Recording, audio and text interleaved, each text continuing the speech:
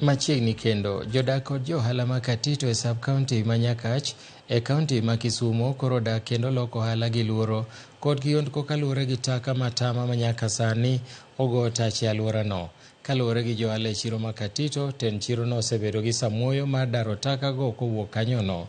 Giseyo tend boma ma Katito kuom badhruok e weche mag ler e chirono kendo buono ywak johala kaluwore gi pith mar taka matamano mamedo mana biwore odiechieng' kodiechieng'. Luoro ma kama biro kaluwore kod koth mar oula masani osaso pacho ka koro luoro nitie ni tuoche kidek muoch kendo kelo midhiero n'oganda.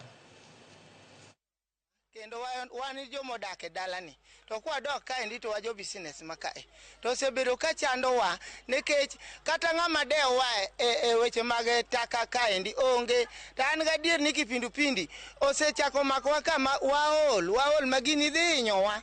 Akwaye niya jatendwa Nyang'nyong'o kaachiel to gi MCA marwa Tom Nyaoke uyie ukonywa mondo wabede joma beyo beyo. Wan mochonwa lutonu kura to ok watho nikech uchiegni biro kwawa kura ka. Awuoyo kuhusu takataka ma Katito. Takataka ma tok kamin Raila rach. Joma chiemo e hotel biro yudo tuo. En takataka marach. Koro wakwayo jotendwa mondo bi ogolnwa takataka gi. Gikel gik ma ginyalo golo go takataka mondo gikaw takataka gi oko nikech takataka ni biro kelo tuo. Kaka sani koro koth chwe ni. Wan matek nikech kata an bende awuotho ka uso lewni. Kuond minyono ma kuond motop.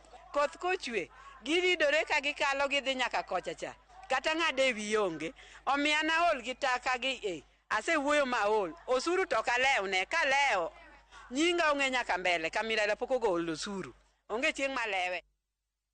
Nonro yango ni kuom mine mayach 100,000 e kaunti ma Siaya mahewo 491